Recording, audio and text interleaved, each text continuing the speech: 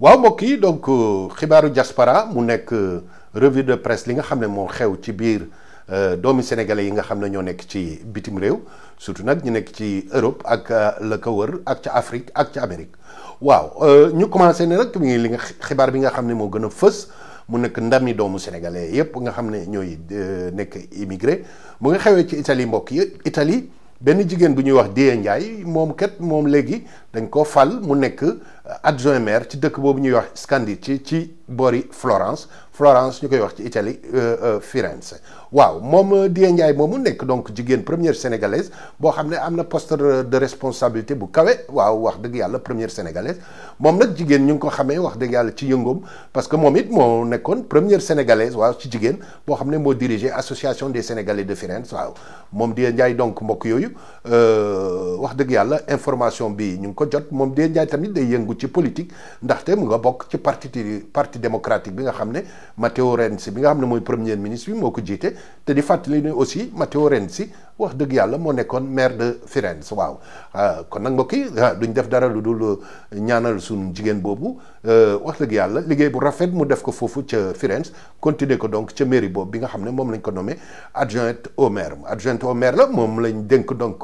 lépp loo xam ne mu ngi jëm ci mbirum école yi ci njàngale mi ci coopération internationale waaye aussi ci formation professionnelle waaw jërëjëf donc mbokk yi loolu mooy xew-xew bi gën a fës te dakarecho.com nekk un site internet comme ni ma leen ko waxee parce que xibaaru diaspora mbokk yi waaw day wër tamit ci site internet yi ak ci Facebook donc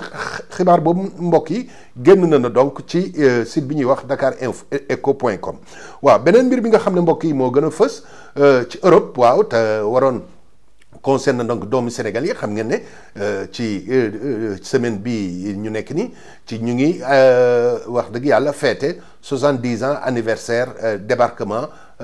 des alliés waaw en France waaw buy xanaa li ñuy jàmbar rek te journaux yu bëri di ko métitlu mooy suñ mbokk sénégalais yi ñoom débarqué wu ñoon Normandie waaye nag bokkoon nañ ñi nga xam ne ñoo libéré woon Europe waaw ci débarquement boobu nag ci fête yooyu dañ leen cee xaw a fàtte muy mbir mu doy waar waaw beneen mbir bi nga xam ne mbokk yi moo fees mu nga feese aussi ca feese aussi ca Italie mooy mbirum Préalpino waaw Préalpino da ngeen ko gis ni wax dëgg yàlla nekkoon kër goo xam ne Sénégalais yu bëri dañ faa dëkkoon waaw yàlla def ñu jëlee leen fa waaw gis ngeen niñ ko defaree nii ci internet waaw information bi nag Nango Seck ndeysaan moo ko dugal comme ni mu leen di waxee loolu ci Facebook la feeñ Nango Seck di wane donc Préalpino tabax nañ ko defar ko ay appartement du rafet ku ko gis doo ko xamee ña fa dëkkoon xam naa ne suñ demee seen xel dina dem fu sori ndaxte Préalpino wax dëgg yàlla léegi defar nañ ko ay maison ay HLM ay appartement yu rafet yoo xam ne wax dëgg yàlla changé na par rapport ak na meloon ca njëlbeen waaw mbokk yi donc beneen information bi nga xam ne moo fës mu nga fësee ci Afrique waaw foofu ca Tchad waaw Tchad nag mbokk yi suñ benn jigéen bu ñuy wax Kaltoum Ndiaye yal na ko yàlla yërëm ndeysaan waaw moom dafa demoon seeti jëkkëram foofu waaw mais daal ba mu demee daal yeneen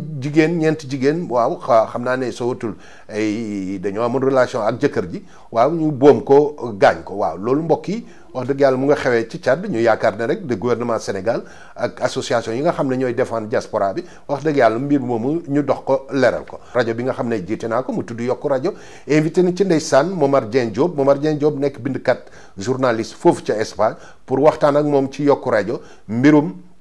mbirum communauté sénégalaise Espagne information yu doy waar génn ci moo di ne gis nañ ne communauté sénégalaise ba nekk Espagne su Italie ak France ñoom ñoo ci topp mu nekk plus de 60 000 sénégalais mais la ca métti mbokk yi mooy wax dëgg yàlla ki nga xam ne moom lañ nommé te Momar Dieng Diop di ko méttitlu moom lañ nommé vice consul général foofu moom ab immigré bu dëkk Espagne la ñu Macky Sall nommé ko vice consul ñu nommé ko sax consul général foofu de la République du Sénégal en Espagne wax dëgg yàlla yaakaar bi ñu ci amoon nag dafa mel ni motul waaw ba waa Espagne ci baati Momar Dieng Diop ñu ngi ko doon naxarlu di ko méttitlu xanaa rek ñu yaakaar wax dëgg yàlla kooku tudd Amadou Belel Ba nekk donc le consul général nekk immigré comme immigré ya ca dëkk wax dëgg yàlla ñu am yaakaar ne nag xanaa immigré suñ ko domee wax dëgg yàlla dina mën faj problème yi sénégalais waaw mbokk yi donc lii mooy ci gàttal li nga xam ne moo génn ci point saillant ci semaine bi ci diaspora bi nga xam ne moo nekk ci Europe ak la ko war jërëjëf mbokk yi kon ba beneen numéro